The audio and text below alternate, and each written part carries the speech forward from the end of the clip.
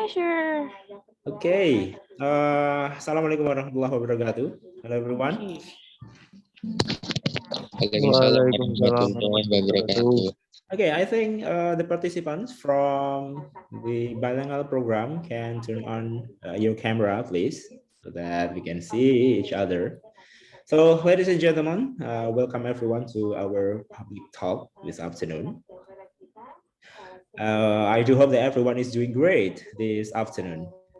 Actually, this program is initiated by bilingual program under the Faculty of Cultures and Languages, UIN Raden Mas Said Surakarta.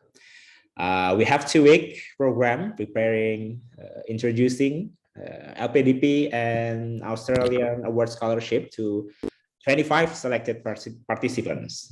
So to make it and this program also inclusive to everybody, we think that it would be a good idea if we open today's session for public. So saya ucapkan selamat datang bagi teman-teman dari luar kampus UIN Surakarta yang baru bergabung. Alright, hari ini kita akan membicarakan topik yang kalau menurut saya cukup menarik, ya, yang sangat diminati bagi mereka yang ingin melanjutkan ke jenjang S2 ataupun S3. So it's called Introduction to LPDP. Ya, pengenalan LPDP. Apa sih LPDP itu? Lalu gimana sih cara daftarnya? Apa aja syaratnya? Ribet atau enggak sih daftarnya? Dan lain sebagainya. Jadi untuk menjawab pertanyaan-pertanyaan tersebut, ya, siang ini kita sudah kedatangan tamu kita yang istimewa, Kak Asti Safira. You doing good, Kak Asti? Halo. Hello, great. Good ya. Ya ini, wait a minute. Ini manggilnya Kak, Mbak, atau Bu Asti? Jangan Bu dong. Ya Bu ya. Maybe Kak ya. Iya. Teman-teman kita ini yang masih umuran ya. Sebenarnya sih. Kayaknya cewek-ceweknya, cowok-cowoknya juga seumuran lah kita semua. Iya. So oke, makasih banyak ya sebelumnya udah meluangkan waktunya ya, untuk bisa sharing dengan teman-teman mahasiswa atau bahkan teman-teman yang sudah bekerja yang join ya dengan link yang sudah di-share tadi ya di sela-sela kesibukan seorang PNS teladan Ibu Kota Jakarta. Terima kasih sekali untuk dan telah meluangkan waktunya. Well, sedikit cerita ya. Jadi saya mengenal Kak Asti ini belum lama. Jadi awal kali kenal ya kita sama-sama menjadi liaison officer ketika itu di acara Health Working Group G20 Maret ya di Yogyakarta. And at the time, dan disitulah saya tahu bahwasanya Kak Asti ini diterima di School of Public Health Harvard University. Dan saat ini sedang mengupayakan mendaftar beasiswa LPDP. Ya, semoga ya, dengan kegiatan volunteering, sharing pengalaman daftar Harvard dan LPDP ke teman-teman semua ini menjadi jalan, ya, wasilah bagi Kak Asti untuk dimudahkan sesi wawancaranya nanti hingga nantinya lolos beasiswa LPDP dan berangkat ke Harvard tahun ini. Amin. Amin. Right, so saya ingin membacakan sekilas ya latar belakang Kak Asti ke teman-teman. Ya, sekilas aja. Nah, saya takutnya kalau misalkan dibacakan semuanya, sepertinya agak bikin kita ini kaum umbi-umbian insecure ya melihat pencapaian dari ya. Well, saat ini Kak Asti bekerja sebagai ASN di Dinas Kesehatan Provinsi Jakarta, khususnya sebagai pengelola gizi.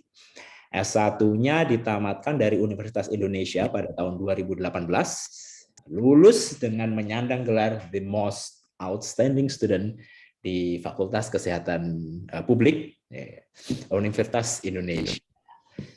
Well, ada pun beberapa prestasi yang mentereng dan juga menyilaukan mata. Ya, again, saya bacakan beberapa aja.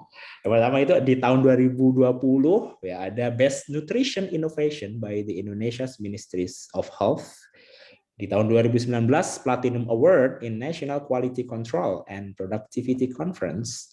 And Best Graduate in Faculty of Public Health Universitas Indonesia 2018 top 10% of ideas for action about financing SDGs by World bankrupt, dan sekian yang lainnya yang ya nanti takutnya teman-teman dan kita insinyur ya melihat prestasi-prestasi tersebut. Oke, so langsung aja ya untuk apa namanya, tanpa berlama-lama lagi, saya persilakan Kak Asti untuk memulai sesi sharingnya. Nanti teman-teman kalau misalkan di tengah-tengah penjelasan sekiranya ada beberapa hal yang dirasa kurang dimengerti dengan baik, teman-teman boleh untuk menuliskan pertanyaannya di kolom chat box. Atau nanti kita juga akan ada sesi Q&A setelah sesi penyampaian materi. So, Asti, please take your time. Oke, ini aku berapa menit ya kira-kira? That's maybe how much do you need? Nggak tahu, kan soalnya anaknya bacot nih, takutnya kita kebablasan. Maybe as fast as possible so that we Oke. can open the sharing session, Q&A. Mungkin sekitar 10 sampai 15 menit kali ya. Oke, sip. Terima kasih Bang Wildy. Assalamualaikum warahmatullahi wabarakatuh. Selamat siang teman-teman semua. Sebenarnya aku agak sanksi juga sih untuk sharing tentang LPDP karena beda sih dalam proses seleksi yang dimana aku akan interview di tanggal 28 Juni dan pengumuman akhirnya masih tanggal 4 Juli. Jadi sampai saat ini sebenarnya belum jadi wardi. Bismillah, doain ya tanggal 4 Juli aku jadi wardi LPDP. Amin. Nah, jadi sebenarnya aku ya agak santai juga sih untuk nge-share tentang LPDP ya karena sebelum wardi. Cuman karena yang hampir tolong Bang Wildy, jadi gue kayak ya dulu ya kita coba aja dulu. Oke, jadi aku izin share screen ya.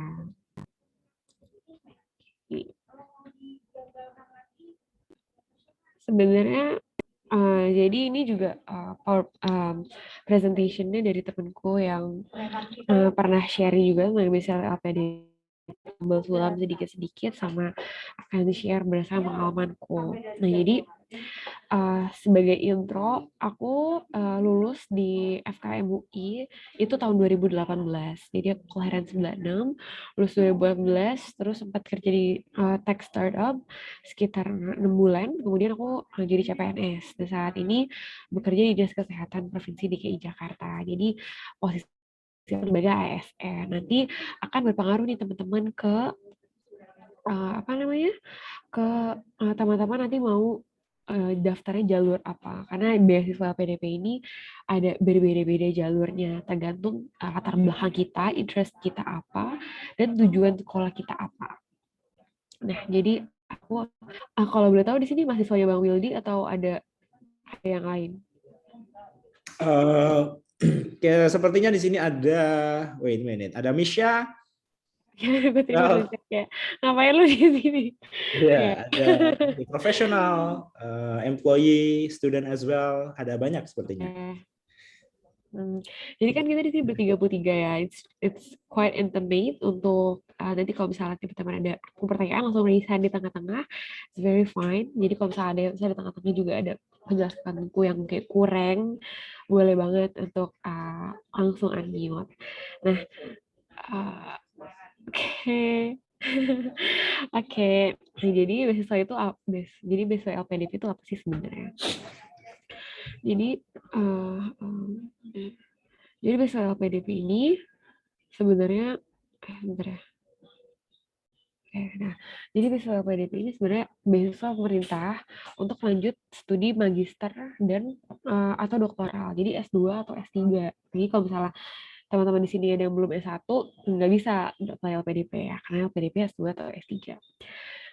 Dan ini beasiswanya dari Kementerian Keuangan ya. Jadi Kementerian Keuangan punya lembaga di bawah Kemenkeu, lembaga pengelola dana pendidikan. Jadi LPDP di bawah Kemenkeu. Nah, beasiswa LPDP ini ada beberapa program. Pertama adalah program afirmasi, beasiswa targeted group, dan juga beasiswa umum. Nah, ini tergantung nanti teman-teman sebenarnya seperti apa latar belakangnya. Nah, kita lanjut aja ya biar tahu. Oke. Nah, beasiswa afirmasi ini ada beberapa. Jadi ada beasiswa penyandang disabilitas, ada beasiswa afirmasi daerah afirmasi, beasiswa prasejahtera, dan beasiswa putra-putri Papua.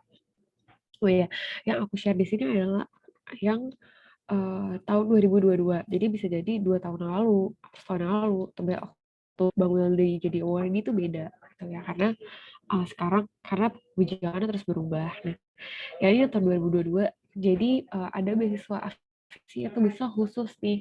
Kalau misalnya teman-teman merupakan penyandang disabilitas, daerah afirmasi, sejahtera, atau putra-putri Papua, nah itu ada jalur khususnya yang akan ada adjustment, akan ada penyesuaian tentang kriteria untuk jadi awardee. Jadi kayak ada jalur khusus lah gitu. Kalau misalnya teman-teman ada dari putra putri Papua misalnya di sini, nah bisa langsung daftar di situ karena nanti persyaratan agak beda gitu. Jadi ada kemudahan di bagian persyaratan. Jadi di bagian IELTS-nya atau TOEFL-nya bisa jadi lebih rendah. Jadi bisa jadi lebih mudah dibandingkan beasiswa yang umum. Nah, terus ada beasiswa targeted, beasiswa PNS, TNI, dan Polri, dan beasiswa kewirausahaan. Jadi misalnya teman-teman kalau PNS, TNI, Polri kayaknya cukup jelas ya. Tapi kalau misalnya beasiswa kewirausahaan, nih misalnya teman-teman ingin ambil S2 Business Management misalnya. Terus dengan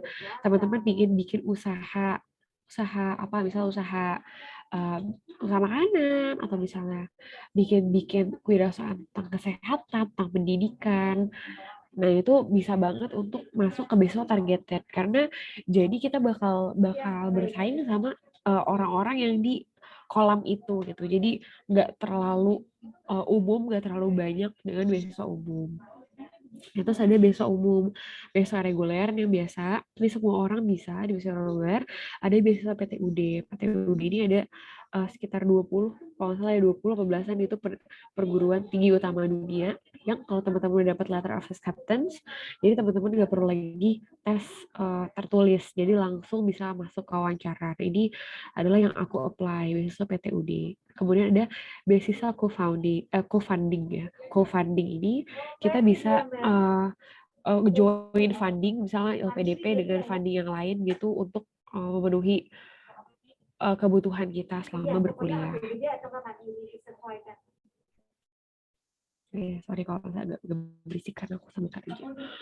Ya, terus komponen biaya pendidikan apa? Nah, LPDP ini adalah salah satu beasiswa yang fully funded. Jadi semua komponen persiapan, baik dari persiapan terutama biaya hidup di sana gitu dari mulai pendaftaran, biaya pendidikan sekolahnya, ada tunjangan buku, ada tunjangan penelitian, seminar internasional, ada juga publikasi. Kalau untuk publikasi jurnal biasanya kita kan kayak ada biayanya gitu ya. Kemudian biaya pendukungnya juga transportasi, visa, asuransi kesehatan, biaya hidup bulanan, kedatangan, biaya keadaan darurat atau tunjangan keluarga ini khusus doktoral. Nah, mungkin di sini teman-teman udah ada yang udah S2 gitu mau ambil S3. Nah, kalau ambil PhD biasanya itu kan jauh lebih lama ya dibandingkan teman-teman yang ambil master. Kalau S2 mungkin sekitar 1 tahun sampai 2 tahun. Nah, kalau doktoral tuh bisa kayak 4 sampai 5 tahun di mana PDP ngasih kebijakan ada tunjangan keluarga. Jadi kalau misalnya bawa keluarga, misalnya teman-teman mau PhD misalnya di UK atau misalnya di US atau misalnya di Australia dan lain-lain yang require untuk bawa keluarganya yang udah punya istri atau suami atau punya anak bawa, nah itu ada tunjangan tersendiri untuk teman-teman yang sekolah S3. Nah, apa aja sih persyaratan beasiswa LPDP? Pertama adalah warga negara Indonesia. Jadi kalau misalnya teman-teman di warga negara asing nggak bisa daftar ya, karena ini khusus untuk orang Indonesia. Terus pendidikan terakhirnya, kalau misalnya kita mau apply ke S2, berarti pendidikan terakhirnya ada 4 atau S1. Kalau pendidikan doktoral S3, berarti minimalnya S2. Jadi kalau misalnya teman-teman udah ambil master, misalnya nih udah master, ambil master, tapi dia mau apply beasiswa LPDP, mau ambil master lagi di sekolah lain. Nah, itu nggak bisa karena minimal karena pendidikan terakhir kalau mau ambil S2 itu adalah pendidikan S1 gitu. Jadi ada temanku yang udah Master of Research di Nottingham University, terus dia mau ambil master lagi kayak aku di Harvard. Dia keterima Harvard juga, tapi nggak lolos seleksi administrasinya gitu karena dia udah pernah ambil master gitu. Jadi kalau misalnya teman-teman yang udah ambil master berarti nggak bisa ambil lagi ya master. Jadi kalau misalnya mau saya PDP ya ambilnya PhD atau doktoral. bukan mahasiswa ongoing gitu. Misalnya aku sekarang lagi S2 di UI misalnya, terus habis itu aku daftar LPDP buat ambil S2 di Harvard, ya nggak bisa gitu. Nah ya, yang poin keempatnya tadi seperti apa yang aku jelasin. Terus ada menerbitkan surat rekomendasi. Nah ini dari akademisi yang belum kerja atau atau atasan yang udah bekerja. Jadi kalau misalnya kayak aku udah kerja 3 tahun di puskesmas, kemarin aku minta surat rekomendasi ke kepala puskesmasku gitu. Terus memilih perguruan tinggi tujuan dan program studi sesuai dengan ketentuan LPDP. Jadi ada list perguruan tinggi dan program studi yang memang di cover oleh LPDP. Di sini ada ratusan listnya, apalagi dalam negeri. Nah, jadi sorry ya, Raffi. Jadi teman-teman bisa ngeliat di webnya LPDP. Terus ada juga beasiswanya itu buat kelas reguler. Nah, contohnya misalnya di S2, ada di S2 misalnya di UI, kelas karyawan, teman-teman udah license bekerja. Nah, itu nggak bisa. Jadi harus kelasnya yang reguler. Atau misalnya kelasnya online, nah itu nggak bisa juga. Jadi LPDP hanya cover biaya untuk yang sekolah secara langsung gitu. Dan nggak bisa double degree itu LPDP nggak cover juga. Atau program yang satu misalnya program di UGM, tapi UGM kerjasama misalnya sama University of Sydney misalnya, terus itu dia juga nggak bisa, jadi harus satu negara. Oke. Terus persyaratan khusus, nah ini benar-benar tergantung sama persyaratan sama programnya apa aja yang kita apply gitu. Jadi kita apply cuma bisa satu program. Misalnya sebenarnya aku kan PNS, tapi aku dapat LOE dari PTUD. Jadi aku harus memilih, aku mau program yang targeted PNS atau program yang PTUD. Nah, setelah menimbang-nimbang akhirnya aku pilih yang PTUD. Terus di usia di tahun tersebut itu 35 tahun untuk program magister dan 40 tahun untuk program doktoral. Kalau di sini kayaknya masih anak muda ya. Nah, terus IPK. Nah, ini IPK ini juga sangat tergantung sama, kalau nggak salah sama programnya, tapi secara umum untuk magister minimal 3, doktoral minimal 3,25. Nah, ini adalah kemampuan bahasa Inggris. Kita bisa pilih sebenarnya, bisa TOEFL IBT, TOEFL IBT, PT Academic, atau IELTS test. Nah, ini juga berbeda-beda. Kalau ambil magister dalam negeri, luar negeri, doktoral pun juga beda-beda. Jadi ini, nah teman-teman, sekarang menurutku yang paling penting sebelum masuk S2 sebenarnya adalah cari dulu sebenarnya goals kita sebenarnya apa sih? Kita mau S2 tuh karena apa sih? Mungkin ini juga udah dibahas di beberapa session sebelumnya kali ya, karena aku di tengah sessionnya kurikulumnya Bang Wildy ya, cuman mungkin di awal-awal pasti sebelum kita berangkat S2, kita sebenarnya harus tahu dulu sebenarnya kita mau S2 tuh karena apa sih? Kenapa sih kita mau S2? Oh, kalau aku pengen jadi ini, atau aku pengen contribute dengan ini. Oh, baru tuh cari sekolahnya apa, cari program studinya dulu apa, baru cari sekolahnya. Jadi sama-sama udah tahu, oh aku mau dasarnya ke dalam negeri apa ke luar negeri gitu. Nah, baru nanti persiapan untuk dokumen-dokumen, termasuk adalah kemampuan bahasa Inggris. Jadi meskipun di dalam negeri harus ada kemampuan bahasa Inggris. Jadi misalnya kayak, kan aku maunya di UI misalnya, atau aku maunya di mana, di UGM, atau misalnya di UIN Solo gitu ya. Di dalam negeri, tapi tetap aja itu butuh sertifikat kemampuan bahasa Inggris. Terus ada persyaratan khusus. Nah, kalau udah punya LOE itu bisa ngedefer. Wah, aku udah 10 menit. Atau sesuai dengan programnya. Terus seleksi beasiswa tahap 1 itu paling cepat Agustus. Tapi ini kan udah lewat ya. Di dokumen-dokumennya bikin ada form CV-nya, terus ada KTP, jasa, transkrip, LOE, dan sertifikat bahasa Inggris. Terus surat rekomendasi itu kita diunggah jadi dalam bentuk PDF. Jadi teman-teman, gimana cara bikin surat rekomendasi ini udah pernah udah pernah di-share belum ya? Tapi bisa jadi 2. Coba tadi teman-teman tanya misalnya dosennya atau misalnya bosnya ditanya lebih seneng prefernya apa, kita draftin surat rekomendasinya beliau review dan tanda tangan atau mereka yang bikin surat rekomendasi itu sendiri. Nah, aku waktu daftar sekolah bikin 3 surat rekomendasi. Jadi ada satu dosenku yang profesorku yang emang dia mau bikin sendiri aja, nggak mau di-draftin. Ada mintanya di-draftin. Itu beberapa tergantung. Terus ada pernyataan, ada surat usulan pejabat setingkat eselon 2 kalau PNS. Nah, aku juga ada nih. Jadi minta eselon 2 aku dan profil diri. Terus bikin essay tentang kontribusi. Terus sama proposal penelitian kalau doktoral. Oke, ini form online-nya. Jadi kayak biasa banget, isinya ditulis aja sesuai dengan data diri kita. Terus data keluarga, nama, pendidikan, pendapatan, dan lain-lain diisi. Terus validasi foto. Nah, pokoknya intinya sesuai aja sama apa yang ada tertulis. Dan menurutku beasiswa LPDP yang sekarang udah jauh lebih jelas gitu ya, keterangan-keterangannya apa aja. Jadi kita tinggal ngikutin aja apa yang form online mau.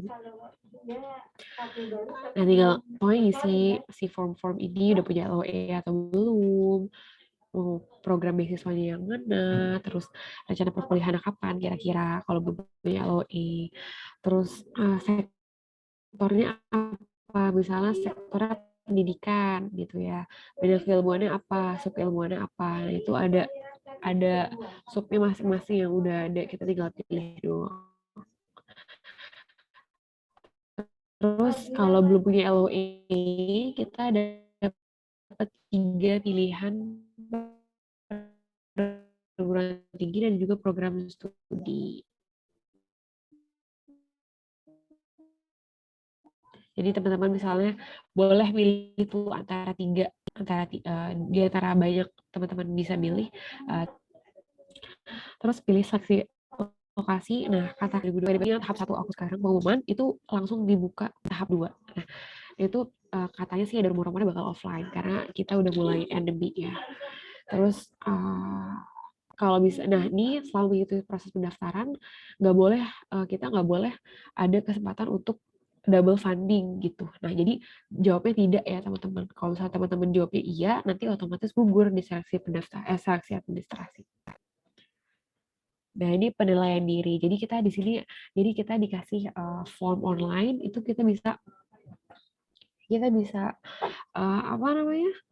Isi kelebihan dan kekurangan diri. Nah, jadi tipsnya kalau di sini kalau misalnya kelebihan kita kalau bisa sama dengan kekurangan. Jadi kalau misalnya tipsnya tuh kata orang-orang, kalau misalnya kelebihan kita 3 poin, kekurangan kita juga 3 poin gitu. Terus ada pengalaman bisnis sebelumnya atau enggak, ada pengalaman membanggakan apa, yang kurang membanggakan apa. Nah, di pengalaman yang kurang membanggakan apa dikasih tahu lesson learn dari pengalaman yang kurang membanggakan ini apa. Terus hal yang terakhir, jangan pada diri sendiri. Terus kesalahan yang pernah dilakukan. Nah, dari kesalahan itu lesson learn-nya apa. Terus tugas di luar ruang lingkup seharusnya kita ceritain kita bisa nggak multitasking itu, atau kita bisa nggak responsible terhadap hal-hal lain di luar scope kita. Terus kita juga kasih form tentang pembeda dari peserta lain. Kita kasih tahu kita outstanding di bagian apa dan apa yang membuat kita lebih baik dibanding peserta lainnya. Terus riwayat pendidikan ini tinggal dimasukin aja karena formnya cukup jelas. Ada pengalaman organisasi dari SMP, SMA, perguruan tinggi. Nah, ini juga menurutku kemarin aku agak mikir kayak, oh SMP aku ngapain ya kemarin ya, SMA ngapain ya. Jadi kalau bisa teman-teman siapin CV dari sekarang. Jadi nanti tinggal masukin di form online ya. Terus organisasi di perguruan tinggi dan tahunnya, bulannya, posisi kita apa.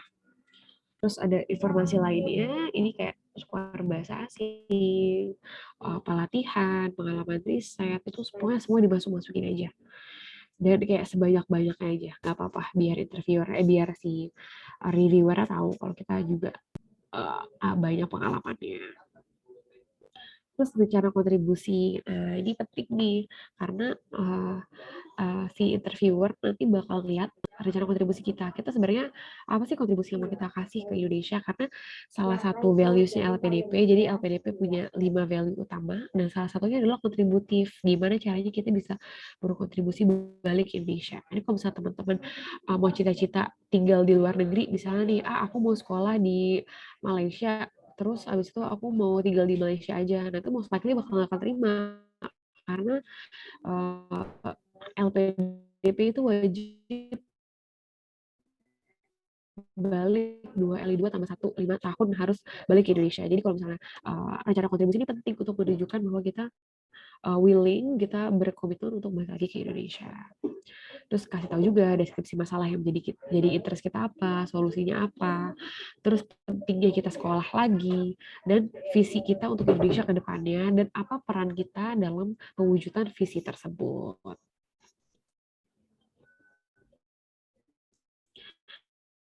Terus ini kalau misalnya mau doktoral, kalau misalnya teman-teman masih S1, kayaknya ini kita skip aja. Tapi intinya ada beberapa hal yang perlu masuk isinya.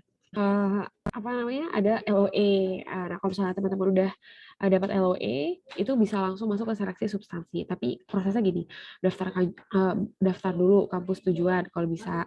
Nah, terus habis itu seleksi administrasi pertama. Yang kedua tes bakal skolastik. Nah, ini adalah tes kayak TPA gitu, kemampuan akademik. Kemudian seleksi substansi. Dan ini adalah wawancara. Terus udah akan ada pengumuman seleksi beasiswa. Baru kalau yang belum punya LOE cari sekolah, kalau udah ada punya LOE langsung berangkat sekolah. Nah, ini adalah beberapa tips untuk seleksi administrasi. Pastiin dokumennya semuanya berlaku gitu. Nah, jadi aku sekedar informasi, aku waktu 2021 juga daftar LPDP dan ditolak. Kenapa ditolak? Karena aku daftar yang targeted ASN, tapi aku nggak dapat surat usul slon 2. Jadi aku upload kertas kosong. Ya iyalah ya. Jadi jangan sampai kita mengelabuhi si reviewer, karena mereka juga jadi kayak jangan anggap reviewernya bodoh ya, jangan bodoh kayak aku. Jadi pastiin sesuai syarat, terus pastiin tidak salah upload dan tidak salah isi form online tentang IPK maupun IELTS. Terus persiapin esai sebaik mungkin. Nah, aku juga bikin esainya tuh nggak overnight, nggak cuma sekali kayak kita tak bikin esai terus langsung submit. Nah, itu kemungkinan draftnya pasti bakal jelek banget. Jadi jangan lupa untuk minta review gitu. Minta aja Pak Wildy untuk review esainya. Nanti habis itu ada tes bakat skolastik. Nah, ini ada TPA. TPA itu kayak tes kok kayak ya TPA gitu ya, kayak ada deret angka, kemudian linguistik dan lain-lain. Jadi kayak intinya kuncinya adalah latihan dan latihan. Jadi kalau misalnya teman-teman biasa latihan, insya Allah gampang. Terus seleksi substansi. Nah, ini adalah yang wawancara.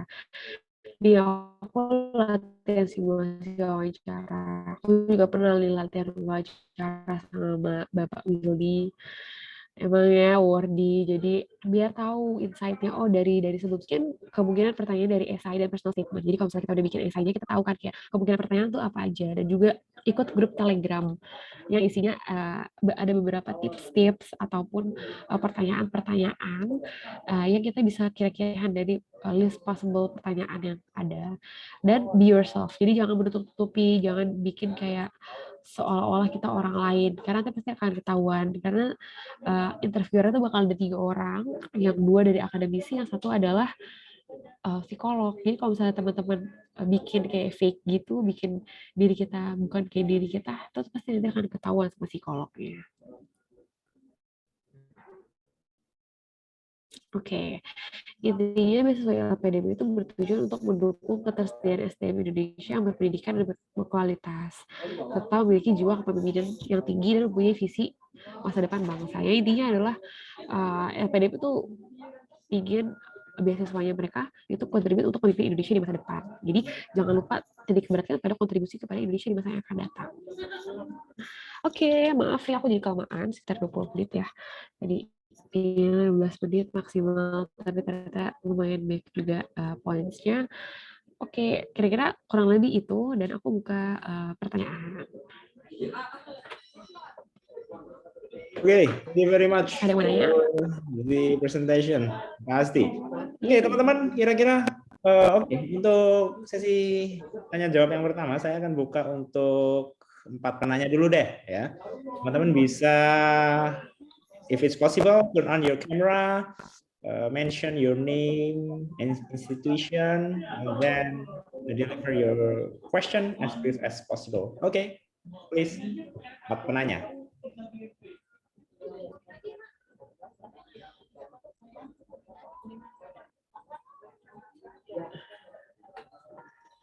Ada yang mau nanya nggak? Atau ada yang mau sharing, misalnya lagi galau nih, atau kayak question tentang apapun in general tentang LPDP. Bebas. Di luar pemilikan Pemda DKI, memang ada Gak ada yang mau nanya nih.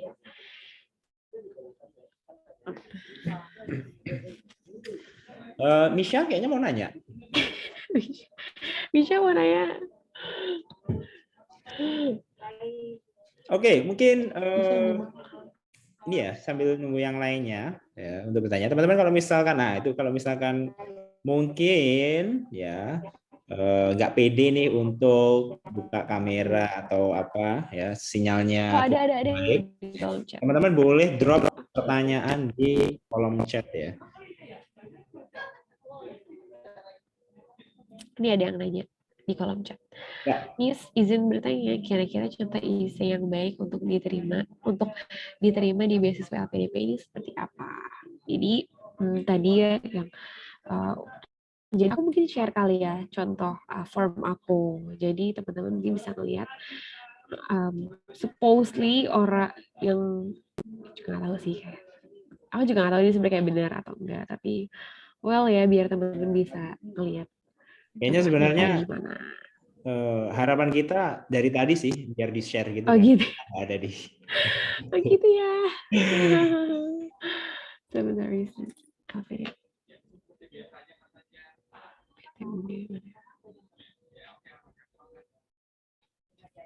Nah ini ya aku dulu ini. Sebentar ya.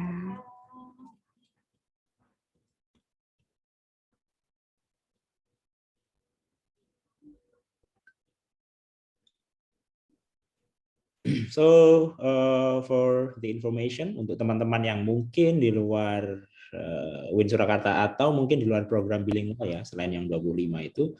Jadi program kita itu berlangsung selama 2 pekan ya. Jadi sekarang itu udah masuk ke hari keempat. Ya, yang kemarin-kemarin itu udah kita sharing terkait dengan beasiswa Australian Award Scholarship dan baru kemarin banget ya teman-teman itu sharing nih ya. Mereka udah bikin kayak ya sekilas terkait dengan esai dan juga sudah direview oleh para reviewer ya. Ada saya dan juga salah satu awardee dari AAS. And ya beberapa hal ya poin-poinnya ya teman-teman kan kemarin masih ingat ya poin-poin yang di AAS itu apa aja yang ditanyakan. Nah, nantinya setelah Kak Asti menjelaskan kira-kira kalian bisa notes ya. Kalian bisa lihat kira-kira ada nggak sih perbedaan yang signifikan antara esai AAS dan juga esai LPDP. Or mostly in general they are both the same seperti itu. Oke, silakan Kak Asti. Oke. Ini aku coba share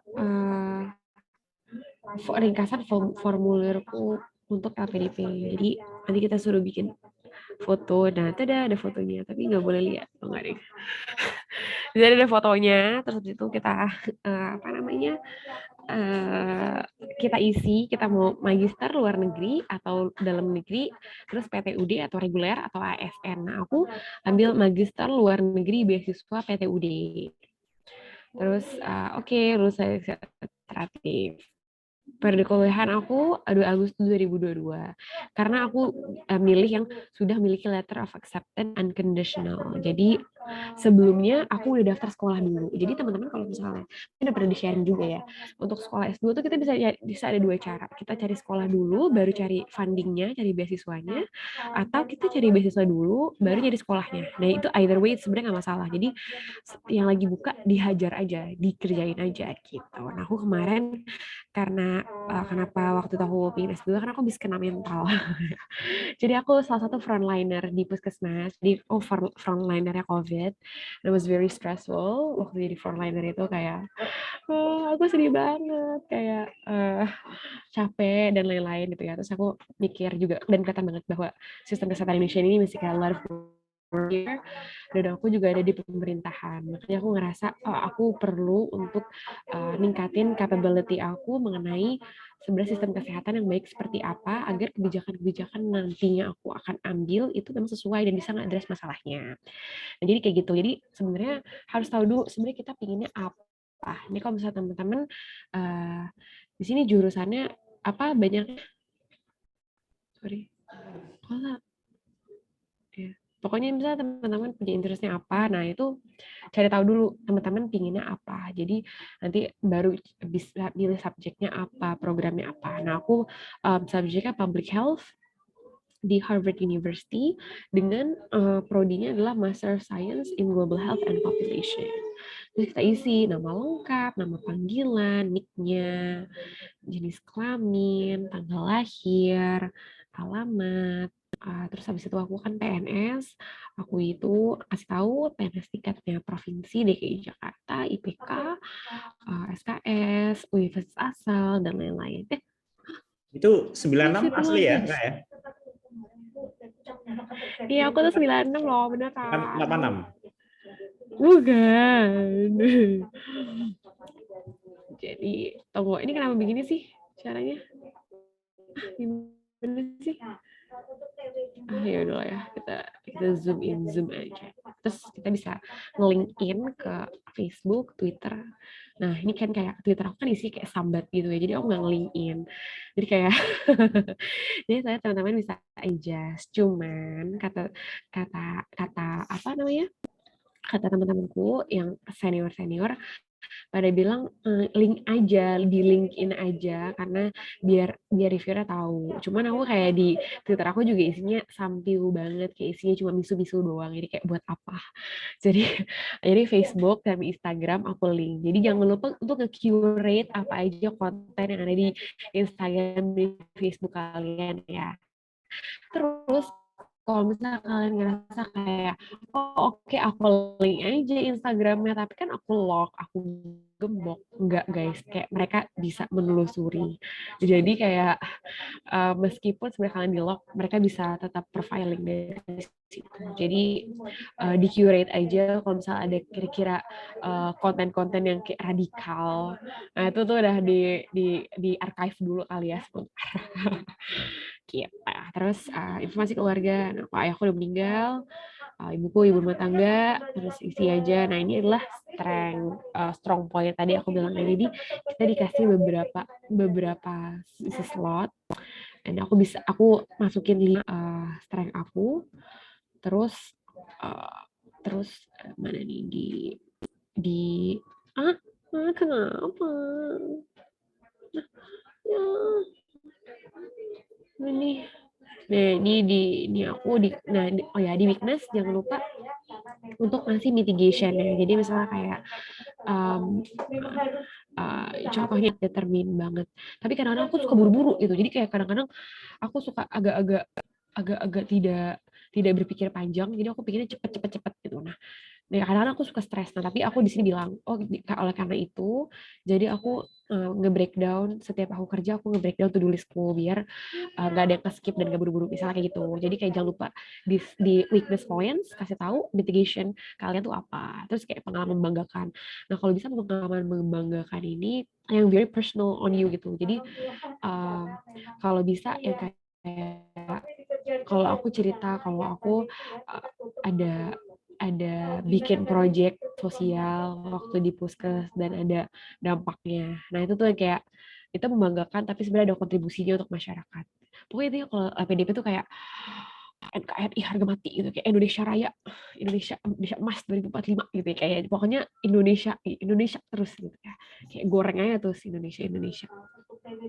Terus pengalaman kurang membanggakan ya, lesson learn-nya apa, hal yang terakhir dikerjakan pada diri sendiri, dan kesalahan perlu kita bekerja. Oh ya, the thing is about LPDP, mereka tuh tahu kan setiap dari kita punya weakness gitu. Jadi jangan pernah takut untuk buat kesalahan gitu. Nggak apa-apa kita admit kesalahan kita apa, tapi kita kasih tahu apa namanya, apa yang dipelajari. Terus tugas di luar ruang lingkup dan beda struktur riwayat pendidikan. Nah ini mah tinggal isi-isi aja pengalaman dari aku 7 kira gue 6,5. Oh ya, dan aku ya IELTS itu aku ngerjainnya dadakan. Mungkin sih teman-teman lagi preparation untuk TOEFL ya, IELTS. Mau sering latihan sih. Aku preparation IELTS cuma kayak about 2 weeks. Jadi kayak memble banget. Ya udahlah ya. Terus pengalaman pelatihan workshop, riset, karya ilmiah, kemudian 2 weeks saja conference, bisa dapat seminar, 7 ya? penghargaan.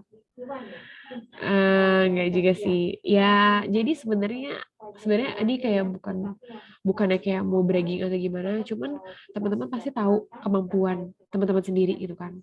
Nah, aku dulu waktu kuliah aku aktif di model United Nations dan beberapa kayak kegiatan-kegiatan yang sifatnya internasional gitu. Jadi dan aku pernah take English test sebelumnya yang equivalent di atas itu sebenarnya. Cuman aku 3 tahun kerja di puskesmas gitu. Tiap hari kita ngomongnya penjuluhan pakai bahasa Betawi. Nah itu teman-teman juga harus mulai preparation. Kalau misalnya teman-teman ngerasa oh kayaknya kurang deh untuk preparation 2 minggu, ya jangan 2 minggu kayak gue gitu. Jadi kayak oh ya udah preparationnya agak lama, tapi bisa sesuai dengan target. Nah jangan lupa untuk tahu target juga. Misalnya nih teman-teman ini dalam negeri, ya nggak apa-apa kalau misalnya targetnya teman-teman TOEFL ITP 550, ya udah sesuaiin aja gitu. Kalau aku sebenarnya waktu itu aku mau daftar Columbia yang IELTS-nya tuh require 7,5. Jadi sebenarnya 7 itu sangat mepet ya kalau misalnya sesuai dengan yang kita mau gitu. Cuman waktu itu Harvard emang 7 minimal. Jadi aku bener kayak ambang batas minimal banget. Terus oh ya, ini adalah esainya, contoh esai.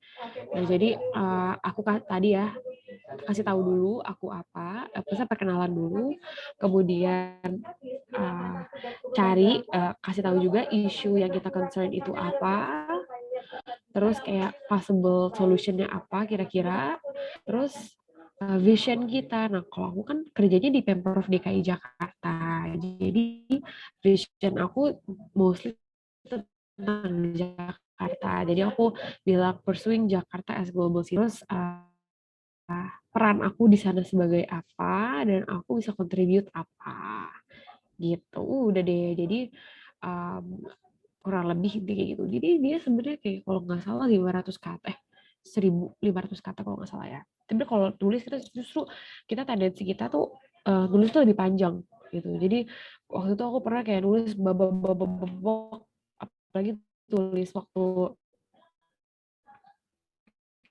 sekolah itu minimal itu sebentar aku pusing sendiri ngangkatnya gimana, akhirnya aku override lagi dari awal. Jadi jangan lupa untuk lihat persyaratannya apa sebenarnya mereka mau gitu, jadi biar nggak beberapa kali isi. Kayak ada beberapa pertanyaan ya yang di kolom chat aku address tuh. Oke, esai tadi kayak gitu ya contohnya. Semoga menjawabnya Iva. Nanti Iva callkan Syafri Dariza dari Tadris Bahasa Indonesia semester 4. Oke. Kalau LOE conditional sama unconditional tuh apa? Nah, jadi kalau teman-teman daftar sekolah dulu nih. Misalnya nih, aku daftar sekolah misalnya ke Columbia, kayak aku tadi bilang. Syarat Columbia itu 7,5 IELTS-nya. IELTS aku 7. Tetapi sebenarnya secara persyaratan yang lain-lain, secara isi, achievement, CV, segala macam, aku sebenarnya memenuhi. Nah, sekolah bisa mengeluarkan letter of acceptance, tapi conditional. Dengan conditionalnya adalah aku harus memperbaiki IELTS-ku, misalnya. Nah, itu bisa ada kayak gitu. Dan itu tulis di letter of acceptance-nya itu conditional atau unconditional. Kalau unconditional berarti kita sudah memenuhi semua persyaratan untuk kita ambil S2 tersebut. Assalamualaikum Kak, kendala apa yang sering dialami menurut Kakak sampai saat ini dalam pendaftaran LPDP? Dan motivasi apa yang bagaimana merecovery kendala masalahnya? Nah ini sebenarnya it's very personal karena setiap orang pasti punya kendalanya masing-masing. Karena kita pasti lingkungan kita beda, misalnya kuliah kita beda, kerja kita beda, tujuan kita beda. Cuman kalau di aku ada di dalam pemerintahan yang adanya dalam birokrasi yang kayak sakit kepala. Jadi ada beberapa kali aku kayak bikin resign, bikin ganti, bikin ini, bikin itu gitu ya. Cuman nggak apa-apa, itu namanya juga usaha ya, pasti ada kendala. Jadi akan sangat beda-beda. Kalau di aku kendala aku adalah tentang birokrasi sih, kayak birokrasi Indonesia. Tapi udah ya, dijalin aja dulu. Terus gimana cara merecovery kendala tersebut dan masalahnya? Nah, sebenarnya kan intinya dari kendala kita harus bisa mapping nih apa yang setiap masalah itu pasti ada yang benar-benar kita bisa kontrol, ada yang nggak bisa kita kontrol. Nah, kadang-kadang kind of like stressed out of things yang nggak bisa kita kontrol sebenarnya. Yang itu very draining untuk diri kita sendiri. Kayak aku nih, contoh aku misalnya masalah aku adalah tentang birokrasi. Tapi kayak birokrasi juga nggak bisa ngapa-ngapain gitu kan. Kayak ya udah diusahain aja, diusahain. Yang nggak bisa diusahain, nggak usah jadi stres, jadi jalanin aja gitu. Jadi menurutku tentang kendala, tentang masalah, jangan lupa kita mapping. Soalnya kadang-kadang tendensi orang yang manusia itu kadang kita suka berpikir banyak gitu, tapi kita kadang suka nggak bisa ngurai apa yang dalam pikiran kita. Jadi kayak everything is buzzing in our mind sampai kayak ini apa ya, harusnya kayak gimana gitu. Padahal sebenarnya mungkin simple, cuman kayak terlalu banyak di dalam pikiran. Nah, salah satu metode yang aku lakukan adalah aku suka banget journaling. Jadi aku suka banget coret-coret di note aku gitu, kayak apa yang aku pikirin gitu. Misalnya hari ini aku lagi bad day nih, aku lagi diprotes nih sama orang-orang di puskes misalnya. Aku breakdown kenapa mereka kayak gitu, kenapa aku ngerasa upset, kenapa aku ngerasa bingung, kenapa aku ngerasa aku sakit hati, kenapa kayak gitu-gitu. Nah, dari situ kan bisa mapping apa yang bisa dikontrol. Oh ternyata aku harus ini, atau oh ternyata aku harus perbaikin ini. Oh ternyata aku harus mengabaikan hal-hal yang bersifat nggak bisa aku kontrol, misalnya kayak gitu. Jadi jangan lupa untuk be very mindful tentang diri kalian sendiri sehingga masalah-masalah itu bisa selesai. Oke, terus lanjut ya. Oke, izin Miss mau tanya. Oh ya, satu latar belakang ambil Harvard dan jurusannya, kayak tadi aku udah sempet sedikit cerita bahwa aku kerja di frontliner waktu COVID dan aku ngerasa banyak banget masalah Indonesia Raya ini, kayak kelar sini gue kelarin gitu ya. Jadi aku daftar sekolah untuk cari tahu sebenarnya solusi apa yang bisa kita ambil dari kita coba susun ya untuk menyelesaikan masalah-masalah itu. Berapa lama sebenarnya ya, ini berkas-berkas. Nah ini sebenarnya jangan tiru aku ya guys, karena aku bukan panutan. Jadi aku kalau misalnya kayak berkas-berkas yang itu sebenarnya kayak tiga bulan lah ya gitu. Tapi sebenarnya persiapan sekolah tuh lama banget. Jadi kalau bisa kalian start very as early as possible. Jadi jadi berkas-berkas itu kan ada banyak. Contohnya nih kayak IELTS. IELTS tuh aku bener belajar mandiri gitu, karena aku nggak mau ngeluarin duit. Nih kalau kayak ada program gratis yang seperti dicanangkan Bapak Wildy ini kan sebenarnya bagus ya, teman-teman bisa belajar bareng kayak gitu-gitu. Nah cuman aku waktu itu harusnya Bapak Wildy bikin programnya 2 tahun yang lalu. Jadi waktu itu aku cuman belajar via YouTube, terus aku ngeliat-liat di PDF, dan waktu itu aku kayak, menurut aku sayang kalau misalnya aku les, karena aku tidak ada duitnya gitu kan. Jadi aku belajar otodidak aja sendiri. Dan karena menurutku aku bisa otodidak gitu. Tapi kalau misalnya teman-teman ngerasa butuh les, nggak masalah. Kalau teman-teman mampu untuk bayar les, nggak masalah gitu, go for it gitu. Terus IELTS tuh aku 2 minggu, tapi IELTS tuh sebenarnya baik lagi sesuai dengan kemampuan masing-masing. Ya kalau misalnya teman-teman ngerasa kayak butuh 6 bulan nih, nggak apa-apa, les tuh 6 bulan baru ambil. Tapi saranku, another tips for me, kalau kalian nggak nggak daftar, kalian tuh pasti bakal mundurin terus gitu. Jadi aku sebenarnya mau S2 dari tahun 2020, cuman kayak kerja kerja kerja ngebabu gitu. Jadi mundur lagi. Pada akhirnya 2021 aku baru benar-benar oke, aku mau daftar sekolah gitu. Terus kenapa milih LPDP? Jadi kalau LPDP itu tadi aku bilang dia fully funded. Jadi kalau ke Amerika biayanya besar banget. Ini total biaya sekolah aku untuk S2 ini selama 2 tahun nanti di US di Harvard itu sekitar 1,6 miliar. Jadi kayak ini duitnya miliaran. Wah, ada yang wah, Siska, wah kaget ya miliaran. Iya guys, jadi sebenarnya sekolah di apalagi kalau luar negeri tuh miliaran kayak it's miliar. Kayak emang lu punya duit? Enggak, kayak nggak punya duit gitu kan. Jadi sebenarnya kenapa LPDP? Karena LPDP tuh very generous. Kayak mungkin ini Bang Willy bisa lebih menjelaskan lebih lanjut, lebih komprehensif ya betapa generousnya LPDP dan itu benar-benar fully funded. Jadi kemarin aku sebenarnya ada options kalau misalnya teman-teman mau ke US, kalau ke Amerika, ada beberapa options sebenarnya kayak Fulbright. Fulbright itu bisa pemerintah Amerika, tapi dia nggak full dan nggak bright. Jadi LPDP ya, jadi kayak itu adalah jokesnya orang-orang yang mau sekolah ya. LPDP itu Fulbright itu tidak full dan tidak bright, jadi dia cuma partially funded sehingga kita harus out of pocket sendiri. Sebenarnya kan kayak kalau aku kayak gak mampu gitu, kayak kita bayar listrik aja menggap-menggap ya kan, apalagi kita mau keluarin miliaran buat sekolah gitu. Jadi LPDP itu very very recommended karena dia very generous. Apakah aku daftar scholarship yang lain? Enggak, aku daftar LPDP aja. Boleh perjuangan up and down. Sebenarnya ini kayak banyak banget perjuangannya ya. Ini kita sampai jam berapa ya? Nanti gue bacot banget lagi. Tapi kayak banyak Yeah, maybe until 4, I guess. Until 4. Oke. Jadi oke, masih ada setengah jam lagi sih ya. Up and down-nya. Jadi teman-teman, sebenarnya aku mau S2 itu dari aku S1. Jadi ini it's agak-agak out of context, tapi mudah-mudahan ini bisa jadi apa ya? Jadi pembelajaran buat teman-teman. Jadi waktu aku S1, aku tuh udah pingin S2. Aku pingin S2 di luar negeri di Ivy League kayak I really want to go there. Tapi ya udah, aku lulus kuliah. Waktu lulus kuliah, jadi aku itu kan jadi ayahku meninggal di aku semester 4. Terus ibuku ibu rumah tangga.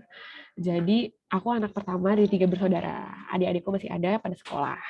And then aku tadi mau langsung kuliah, tapi dari situ aku bukan aku ngerasa ya, kayak I oblige, aku bertanggung jawab atas keluargaku. Akhirnya cari kerja dulu, ya udahlah kerja dulu. Terus daftarlah CPNS gitu kan. Dan gak terima.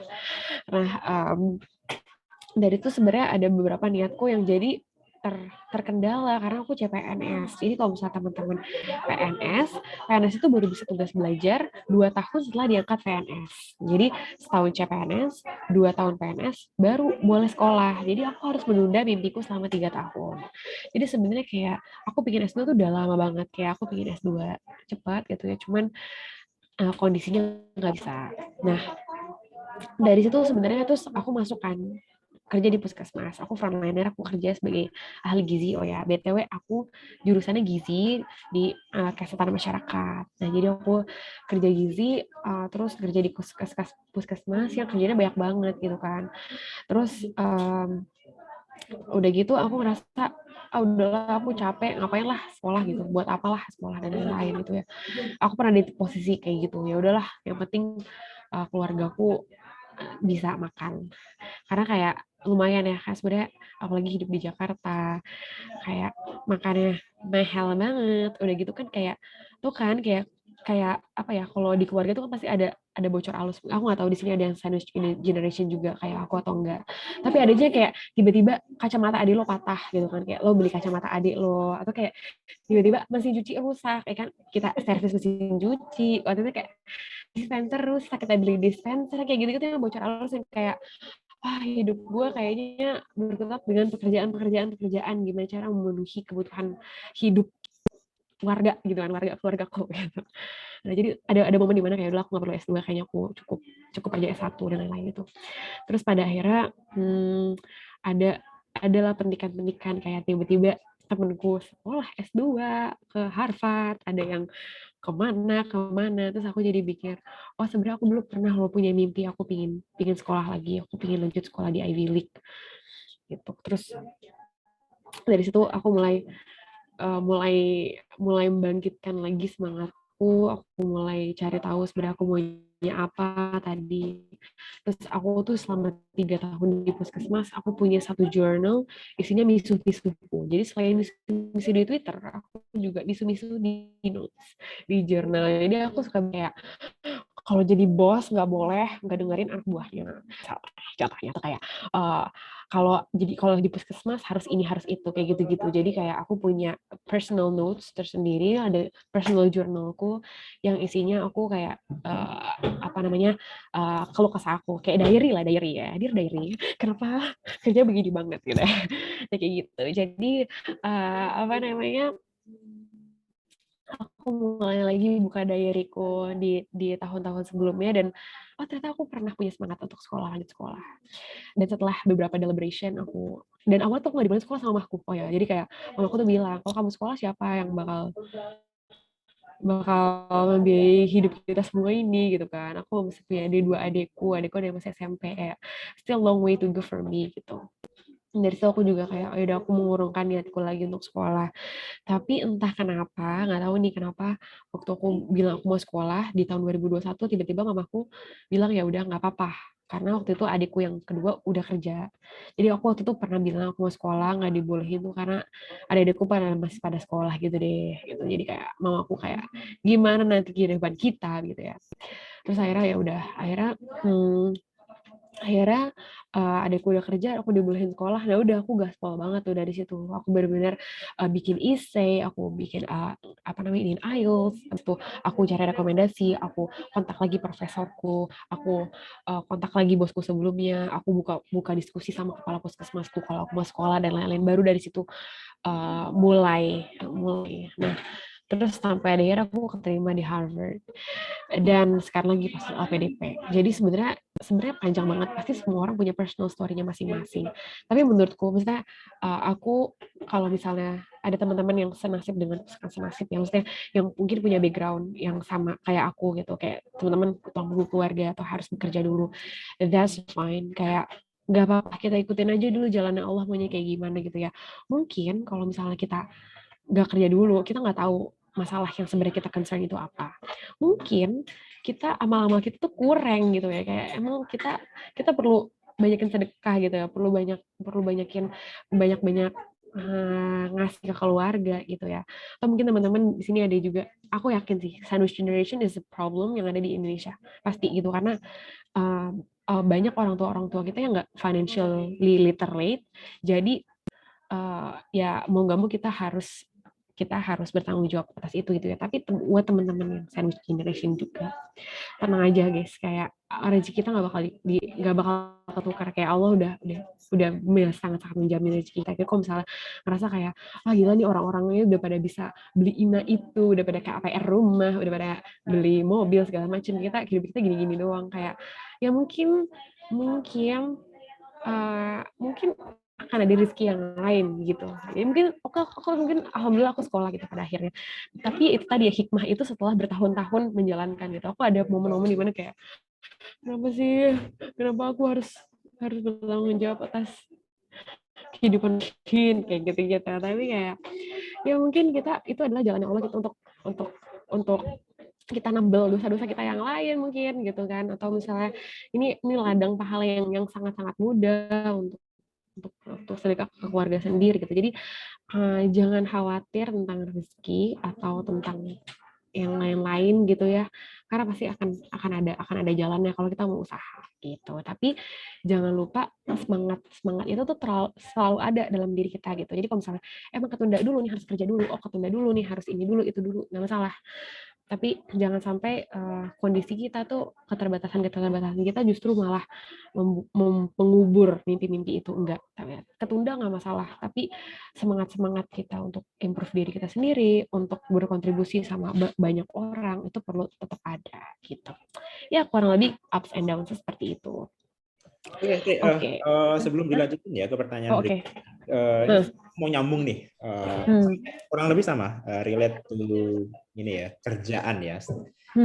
Oke, ini gini, do you think that the biggest consideration for Harvard to accept you, salah satu pertimbangan besar Harvard nih ya kayak nerima kamu ini, apakah salah satunya kamu menemukan kayak masalah-masalah yang ada di tempat kerjamu selama kamu bekerja, terus kemudian juga kayak achievement-mu selama kamu bekerja menjadi kayak PNS itu menurutmu itu pengaruh besar juga atau kayak ya udah pengalaman-pengalaman yang masa kuliah aja seperti itu. Nah, kemudian nanti muaranya itu adalah pada akhirnya apakah menurutmu nih teman-teman, buat teman-teman yang belum lulus S1 atau mungkin yang baru akan lulus nih ya, kamu menyarankan bagi mereka itu untuk kerja dulu nih ya, atau lanjut S2 kerja paling enggak supaya kamu ada pengalaman kerja, supaya kamu kayak tahu nih masalah real di lapangan itu seperti apa, seperti itu, atau it's okay untuk habis S1 lanjut S2. Karena pengalaman yang kemarin kan kayak anak-anak udah bikin essay AAS gitu kan, kemudian review. Beberapa mampu menemukan kayak, oh aku mau sekolah di kampus ini, oh aku mau ambil prodi ini. But at the same time, mereka kayaknya belum menemukan alasan yang tepat. Kalau aku pribadi ya baca itu nggak menemukan alasan yang tepat. Kenapa nih aku harus ngasih beasiswa ke kamu? Kan alasannya belum kuat. Jadi kayak seakan niat kuliah S2 di luar negeri dengan beasiswa, dengan nantinya apa maksudnya kenapa harus aku menyekolahkanmu sebagai kayak aku beasiswanya, itu kayak ada gapnya yang cukup lebar seperti itu. Nah, kira-kira gimana nih menurutmu? Nah ini menarik banget nih. Jadi teman-teman di perjuangan mengenai S2 atau misalnya apapun itu ya, kita kan ada dalam lintasan kita masing-masing ya. Jadi ada mungkin orang yang tahu goals hidupnya di umur 15 tahun, ada gitu. Ada orang yang tahu interest-nya dia di umur 15 tahun, ada. Tapi ada juga orang yang menemukan interest-nya dia di umur 30 tahun, ada gitu. Ada yang orang baru S2 umur 30 tahun, ada orang yang baru S2 umur 50 tahun, ada. Jadi di cohort aku kan kayak udah pernah zooming gitu sama cohort yang akan jadi incoming student di Harvard di programku, ada yang udah 40 tahunan, ada juga yang 25 tahun kayak aku. Ada juga yang di tengah-tengah itu. Jadi yang perlu teman-teman pahami dan yakini adalah setiap orang itu pasti punya jalannya masing-masing. Nah, ini sebenarnya kayak kuliah dulu atau kerja dulu, ini kan kayak versus yang suka diperdebatkan sama banyak orang ya. Tapi kalau aku pribadi kerja dulu, karena kuliah sama kerja it's a whole new world, kayak it's a whole different world. Kuliah itu kita very saturated ya, orang-orangnya yang itu tuh lagi gitu kan, kita kerjasamanya orang-orang yang mirip-mirip kayak gitu. Terus habis itu kita pengetahuan kita tentang dunia asli, kayak dunia yang liar ini yang kayak banyak banget masalahnya itu belum kegambar secara jelas, karena kita tahu teorinya apa. Tapi kalau misalnya terjun langsung kerja, oh kita tahu masalahnya apa. Aku 3 tahun kerja di puskesmas, tiap hari kita ketemu warga, ya kan, tiap hari kita halo warga gitu ya, kayak apalagi bener-bener mulai langsung jadi pelayanan. umbi-umbian dulu gitu kan Ya ya. betul, apalagi mulai jadi umbian, betul, jadi CPNS yang benar-benar kayak si asti aja, jadi si asti aja gitu ya. Cuman dari pengalaman-pengalaman itu kita jadi kaya pengalaman, kayak ilmu juga. Oh ternyata kayak gini di lapangan. Oh ternyata masalahnya kayak gini.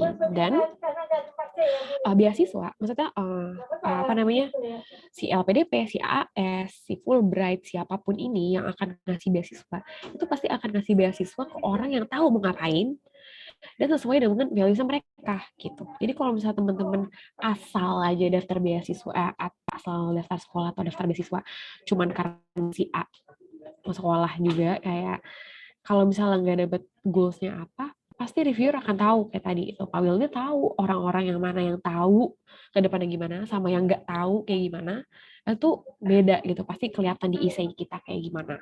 Nah, kalau aku berdasarkan pengalamanku ya, jadi aku dulu kan kayak gitu ya. Jadi aku pikir begitu lulus S1 aku pengen langsung S2. Tapi ternyata kondisi mengharuskan aku kerja dulu. Tapi tetap waktu kerja dulu aku jadi ngerasa, oh ini mungkin maksudnya awal tuh ternyata biar lo tahu dulu nih masalahnya Indonesia Raya tuh apa, jangan asal S2 misalnya kayak gitu. Oh mungkin apa namanya biar tahu dulu apa namanya masalah yang bisa diadres tuh apa aja kayak gitu. Jadi kalau aku adalah tim yang kerja dulu ya, tapi kalau misalnya teman-teman emang udah tahu goals hidup kalian apa, interest kalian apa, ya go for it, gak apa-apa. Dan another thing adalah belum tentu sekali kita daftar itu langsung keterima ya kan. Kayak bisa jadi kita coba lagi. Jadi kalau menurut aku start early aja, coba-coba aja dulu. Misal coba bikin essay, coba ikut IELTS, coba apa itu TOEFL dan lain-lain. Nanti proses itu, tapi jangan lupa untuk menikmati prosesnya gitu. Ada yang langsung dapat, ada yang enggak. Nah itu sebenarnya apa ya, the joy of enjoying the process itu hal yang paling penting juga untuk kita lakukan. Kalau menurut aku sih kayak gitu ya. Menurut Bang Wildy gimana?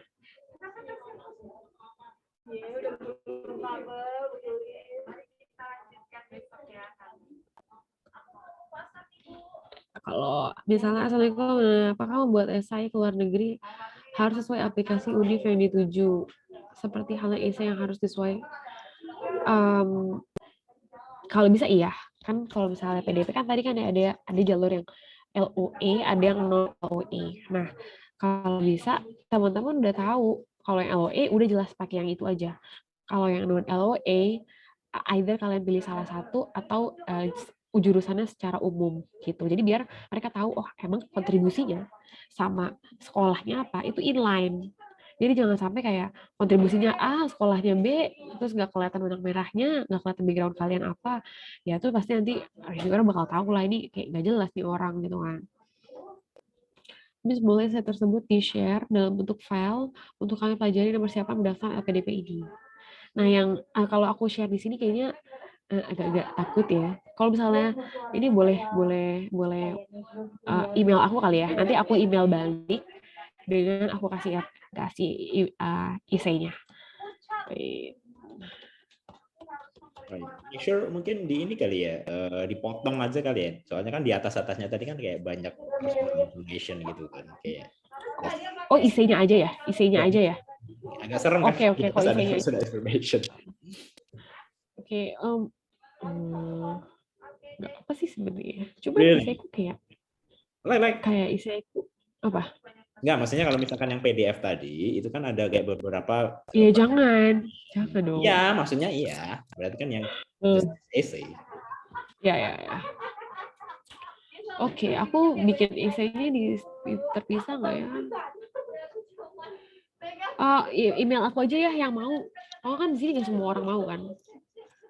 Ntar too much information nih buat orang-orang kayak ini apaan sih si Asti gitu. Yang mau boleh banget email, akan aku bales right away. Yang mau contoh essay, aku mungkin kalau misalnya ada yang teman-teman mau contoh essay untuk daftar sekolah, aku juga bisa kasih. Ya, jadi yang mau aja email aku, yang mau kenapa?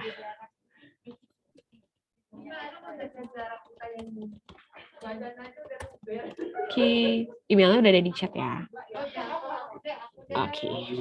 Oke, jadi kayak tadi ada yang nanya, siapa tadi ya? Saya lupa deh. Soal yang LOE tadi ya, conditional and unconditional. Guys, kayaknya dia termasuk ini deh yang member 25 yang selected participants for this program. Kalau kalian notice ya, itu di hari Selasa depan ya, nanti akan dengan Pak Dedi ya, Pak Dedi Supendra ya, Mas Dedi deh ya. Itu topiknya adalah preparing LOE unconditional. Jadi ya sharing terkait dengan gimana sih caranya bisa dapat LOE unconditional. Tips-tipsnya apa, terus kemudian persyaratannya apa aja, terus kemudian bedanya LOE conditional dengan unconditional tuh apa aja. Jadi kayak 25 orang nih kalian tinggal manis gitu. Ya kan, mendengarkan dengan baik dan kayak melaksanakan tugas dengan baiknya. Kalau misalkan sampai ada yang bolos-bolos nih kayak minta ditoyor ya sebenarnya. The program is totally free actually. Ya kalau misalkan ini dikomersialkan, this maybe cost millions of rupiah actually. True. Ya kalau misalkan Bener. taksi 25, kalau ada yang bolos-bolos dan sebagainya.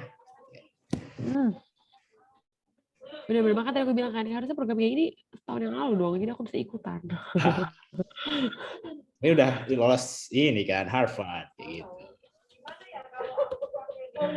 Oke teman-teman, ada lagi nggak kira-kira yang ingin ditanyakan? Kalau enggak, kita cukupkan karena sudah pukul 4 sore. Bagi ASN teladan harus absen dong ya di Jakarta. Kan kita teladan, saking teladannya kita maghrib baru absen. Oke. Absennya maghrib. Mister, mau menanyakan suatu pertanyaan. Bisa, halo. Hai, Bebe. Iya, mungkin pertanyaan itu kronologikal ya, Mister ya, melengkapi pertanyaan teman-teman. Sebelumnya semoga bisa informatif juga. Mungkin secara informasi, secara timeline nih, Miss, LPDP tahap 2-nya, biar teman-teman mengingat dan lebih aware lagi, mungkin di pembukaannya, lama persiapan bekas, tadi udah lah ya, hingga hal maksud aku yang LOA berapa persiapan. Mungkin situ, Miss. Thank you. Oke, bener. Coba aku share screen ya. Mohon maaf, berisik banget di belakang gue. Kantor di sore hari seperti itu kayak menjelang absen pulang.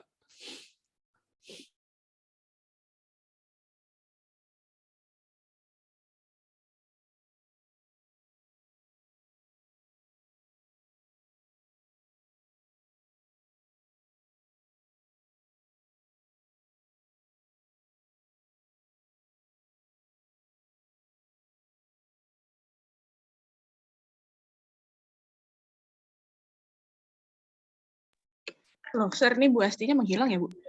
Enggak, jadi berisik gitu. Oh, maaf. Ya, begitulah. Kalau udah sore kan kita kayak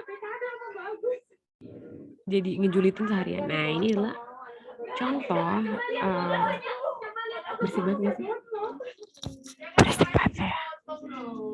Jadi ini adalah jadwal seleksi tahap 2 LPDP. Nah, aku kan tadi kalau tahap 1 pengumumannya tuh 4 Juli.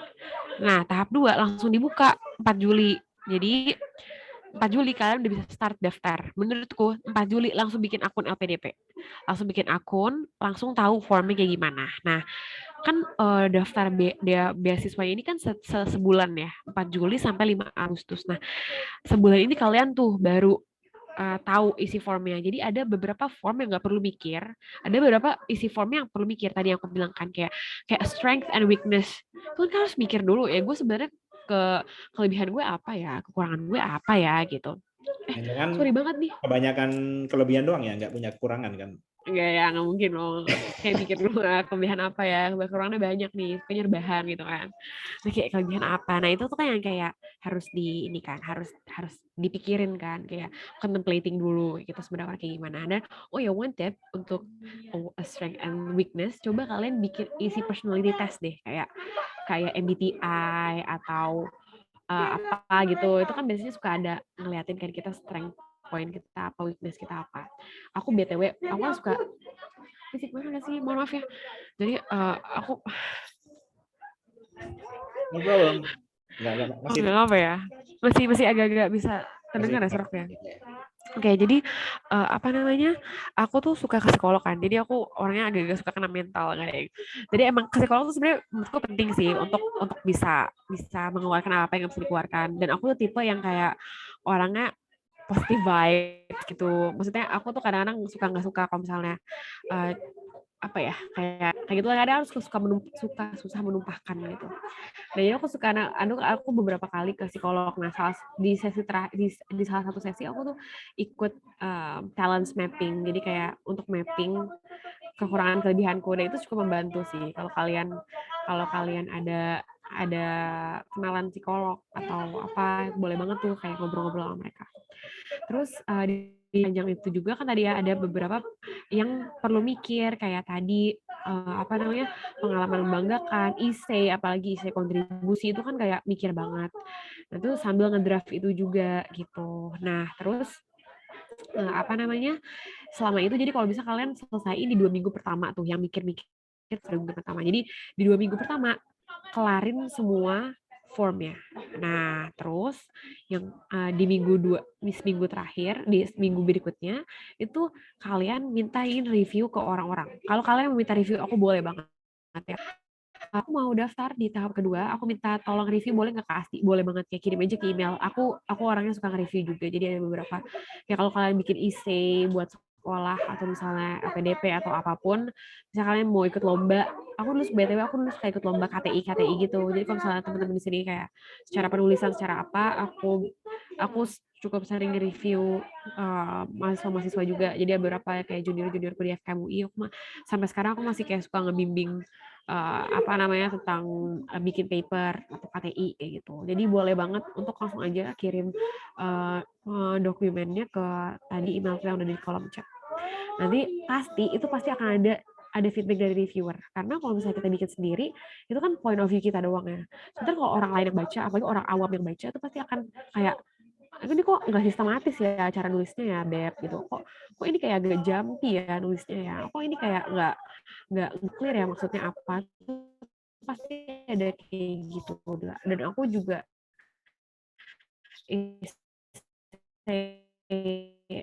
PDP-ku tuh di-review sekitar 7 orang. Itu aja. Terus itu aku submit seminggu sebelumnya. Jadi kalau bisa submitnya jangan kayak di 2359 baru pada submit gitu kan kayak. Nah, kalau servernya down gimana kan. Ini mohon maaf nih, aku agak-agak ke Jakartaan ngomongnya, ke Betawian lebih tepatnya. Tapi karena aku kebanyakan bergaul sama warga Betawi kan, jadi ngomongnya agak gue elu dan agak-agak ke Betawian, ya mohon maaf. Ini agak beda-beda ya sama Surakarta yang sangat lembut, mohon maaf lahir batin. Tapi ini gaya aja yo, aku sebenarnya lemah lembut kok, tenang aja kayak. Terus udah gitu nanti bakal ada pengumuman, biasanya pendaftaran pengumuman kalau nggak salah tanggal di sekitar tanggal 5 Agustus atau 8 Agustus. Nah, baru berarti seleksi administrasinya sampai tanggal 19 Agustus. Nah, berarti 19 Agustus ini baru keluar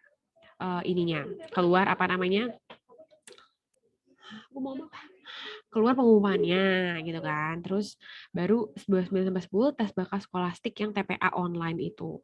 Dan 26 sampai 4 November itu seleksi substansi. Nah, for your information, sekolah itu biasanya kalau di US itu rata-rata deadline-nya itu sekitar November Desember. Jadi around November Desember. Nah, jadi kalau bisa ini nih di waktu ini tuh kalian kayak IELTS.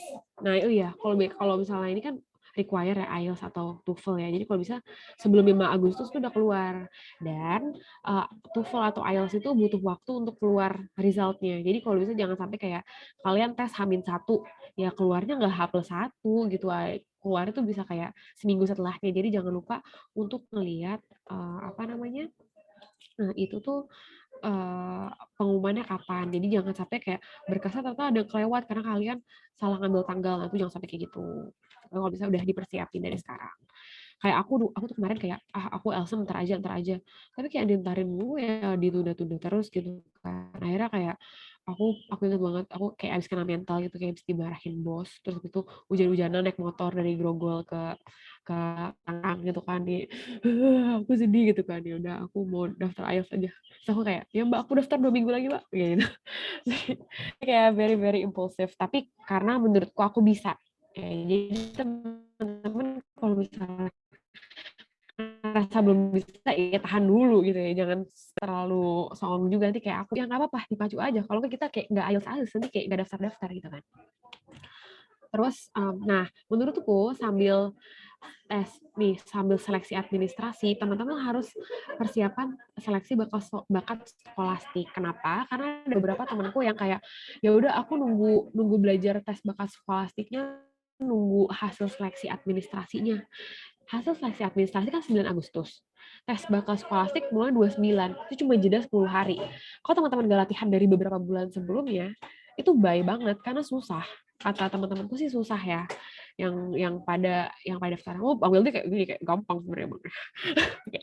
tapi butuh latihan, beneran butuh latihan. Jadi jangan menyepelekan. Jadi kalau bisa menurutku dari awal langsung belajar gitu. Kalau aku kan, kecuali kalau teman-teman udah megang LOE, kalau teman-teman udah megang LOE kan nggak perlu tes bakat lagi kan, jadi nggak perlu belajar. Nah, enaknya kalau teman-teman udah dapat LOE unconditional, nggak perlu tes, jadi kayak udah tinggal persiapan wawancara. Nah, aku tuh kayak persiapan wawancara beneran dari awal.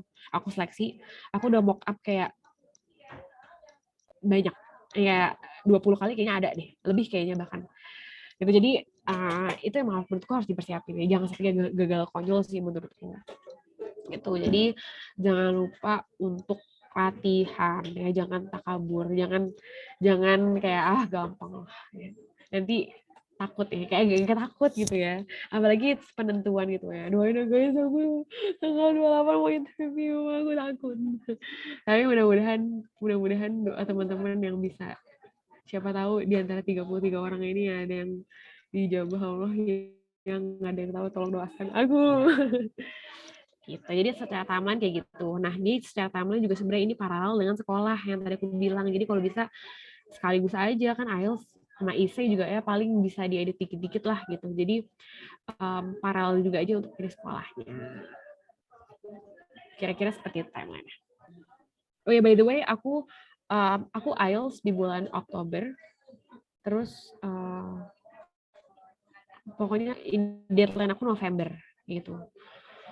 Jadi dan esai aku di bulan Oktober juga. Jadi aku sebenarnya cukup singkat timelineku, tapi tidak patut untuk dicontoh karena balik lagi ya. Jadi meskipun aku ngedraft isinya kayak sebulan, tapi aku udah punya jurnal sih apa yang mau aku lakukan, apa masalah yang aku map 3 tahun sebelumnya gitu kan. Jadi dan aku juga udah kind of agak biasa ngedraft essay, jadi kayak sebenarnya bisa. Tapi kalau misalnya teman-teman butuh di review banyak orang dan harusnya sebenarnya di review banyak orang, jangan dadak-dadakan gitu lah ya. Jangan, kayak prepare yang benar. Kurang itu. Okay, thank you. And ya, karena sudah jam 4.02 ya, waktunya absen sore. Absen pula. Oke, begitulah kira-kira sharing pengalaman Kak Asti ya. Dalam PDP dan juga Harvard University. Ini nggak sih? Selain Harvard, pernah nyoba yang lain nggak sih? Iya, jadi aku daftar 3. Aku daftar Harvard, Johns Hopkins University, dan Columbia. Aku terima juga di Johns Hopkins. Tapi Columbia ditolak karena Columbia itu kayak dia require 7,5 kan, jadi aku tidak lolos. Dan kalau di US mereka jarang ngasih conditional, biasanya yang ngasih conditional di Europe atau Aussie. Yang lainnya kalau di Amerika either lo lolos atau enggak gitu. Jadi kalau misalnya emang gak memenuhi persyaratan, agak jarang ya, jarang banget bahkan yang kayak yang ada conditional. Jadi biasanya kalau US itu biasanya itu LOE itu unconditional. Tapi kalau UK, temanku ya kemarin Cambridge kurang IELTS di writingnya, kurang poinnya gitu. Terus ada yang rata-rata biasanya kepentok di IELTS sih. Teman-temanku yang kayak conditional, beberapa orang itu mentoknya di IELTS atau di TOEFL-nya mereka. Right. So jadi harus di prepare. Ada yang jadi gini guys, kayak ya, go ahead, lanjut. Jadi tuh ada yang kayak ada IELTS yang one shot keterima, ada yang enggak. Nah, jadi waktu pertama kali aku nangis kayak, aduh padahal aku sebenarnya aiming for 8 gitu. Tapi kayak gimana deh, apakah aku harus retake lagi gitu, karena ada beberapa orang yang kayak udah retake lagi aja, lu bisa sebenarnya 8 gitu kan. Cuman kayak nggak punya duit, Beb, kayak 3 juta ini melayang, kayak mohon maaf gitu kan, kayak 3 juta berharga buat saya, itu kayak berapa kali saya tagihan listrik gitu kan. Kayak ya udahlah coba dulu aja gitu. Akhirnya aku coba dulu aja dan ternyata emang bener pas-pasan banget kan. Jadi Harvard, Johns Hopkins itu 7, Columbia 7,5. Jadi aku diterima Harvard sama Johns Hopkins, tapi Columbia-nya ditolak. Dan boleh kita daftar beberapa kampus. Kan biar kayak mau di Ayunda ya, galaunya kampus mana ya kan, bukan galau betul kita kampus. Gak bercanda ya guys. Aku tuh suka bercanda. Gitu. Jadi kalau bisa mungkin jaring aja kalau misalnya nih kalian concern sama pendidikan. Terus program studi pendidikan tuh ada di misalnya ada di mana di sekolah A B C D, apply aja gitu. Apalagi kalau di UK, itu daftarnya nggak bayar. Ada yang daftarnya bisa nggak bayar. Jadi kalian bisa bener-bener mungkin ini bakal dibahas di how to get an LOA gitu ya. Cuman ada tips kalau kalian ingin coba daftar dulu ke UK, ke Aussie, sama kan setahu aku banyak sekolah yang bisa nge-waive pendaftaran. Jadi kalau misalnya ada juga yang nggak daftar, ada juga yang nggak bayar, ada yang bisa di-waive. Nah, jadi teman-teman bisa dulu coba-coba daftar dulu gitu. Kalau US mahal ya, Bun. Kalau US, ya everything is very costly. Kayak well-being. Jadi, another thing adalah kayak setelah aku pikir-pikir lagi, ternyata emang perlu nabung juga sih buat S2 gitu. Karena kayak banyak juga yang kayak, ya IELTS kayak 3 juta tuh kan harus nabung. Terus kayak daftar sekolah juga nabung dulu. Jadi ya kalau misalnya kalian from privileged family, ya go for it. Tapi kalau misalnya enggak, ya nabung dulu. Ya it's okay Ya, sebenarnya buat kayak nekat untuk. lumayan banyak sih yang dikeluarkan untuk Betul, persiapan beasiswa gitu kan, betul, kayak ya betul. kursus, kemudian dan salah satu triknya IELTS dibandingkan TOEFL itu adalah let's say kita dapat 7 nih overall score.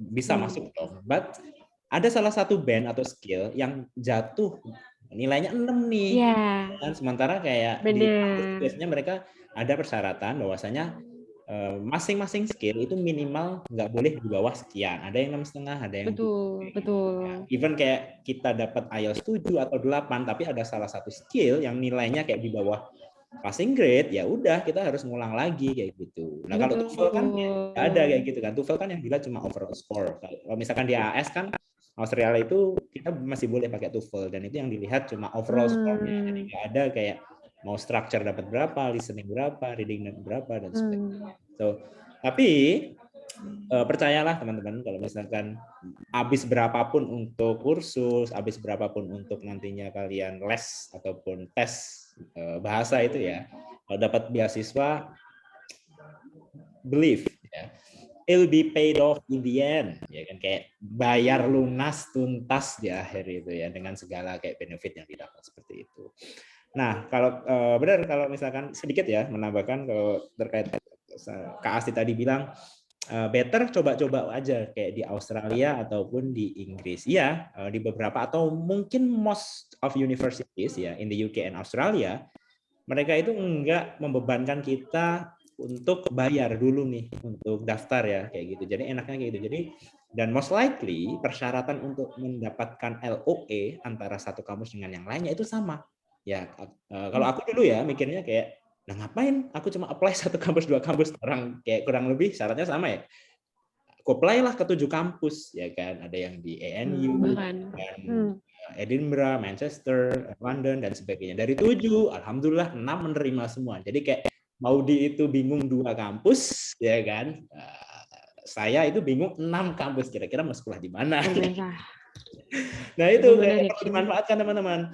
Jadi kayak karena kurang lebih ya ketika kalian sebenarnya kalian daftar AS nih kemudian fail, ya kan, sebenarnya kalian ketika mau nantinya alih beasiswa, aku AS fail nih, kemudian ada yang next bulan, next month itu yang buka LPDP ya.